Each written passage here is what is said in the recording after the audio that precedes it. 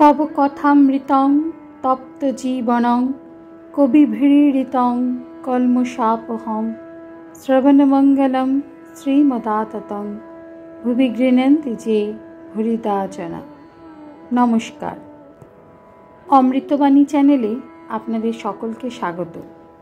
श्री श्री ठाकुर मा और स्वामीजीर रातुल चरणे शतकोटी प्रणाम जानिए शुरू करछि आमादेर आजकेर पाठ।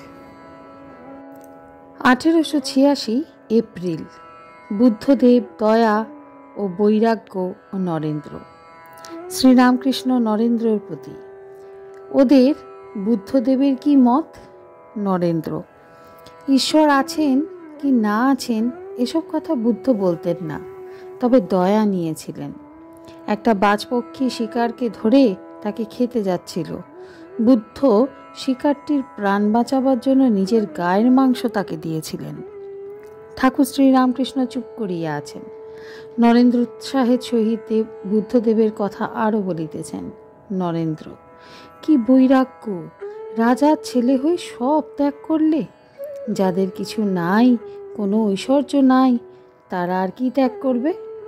যখন বুদ্ধ হয়ে নির্বাণ লাভ করে বাড়িতে একবার এলেন, তখন স্ত্রীকে, ছেলেকে, রাজবংশের অনেককে বৈরাগ্য অবলম্বন করতে বললেন। কি বৈরাগ্য!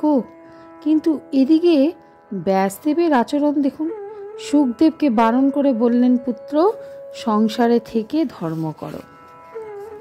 ঠাকুর চুপ করিয়া আছেন, এখনো কোনো কথা বলিতেছেন না। নরেন্দ্র, শক্তি ফক্তি কিছু বুদ্ধ মানতেন না, কেবল নির্বাণ। কি বৈরাগ্য! গাছতলায় তপস্যা করতে বসলেন আর বললেন, ইহৈব শস্যতু মে শরীরম, অর্থাৎ যদি নির্বাণ লাভ না করি তাহলে আমার শরীর এইখানে শুকিয়ে যাক। এই দৃঢ় প্রতিজ্ঞা। শরীরই তো বদমাইশ, ওকে জব্দ না করলে কি কিছু?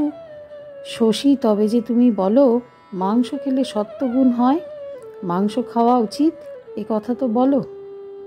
নরেন্দ্র, যেমন মাংস খাই তেমনি মাংস ত্যাগ করে শুধু ভাতও খেতে পারি, লুন না দিয়েও শুধু ভাত খেতে পারি।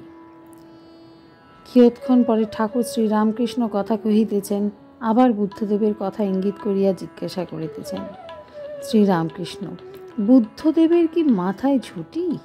নরেন্দ্র, আজ্ঞা না, রুদ্রাক্ষের মালা, অনেক জড়ো করলে যা হয় সেই রকম মাথায়। শ্রীরামকৃষ্ণ, চক্ষু? নরেন্দ্র, চক্ষু সমাধিস্থ। আজকের পাঠ এ পর্যন্তই। নমস্কার। কথামৃতের সুধাধারার সাথে শ্রী শ্রী ঠাকুর মা ও স্বামীজির অনুত্থানের জন্য চ্যানেলটি সাবস্ক্রাইব করুন।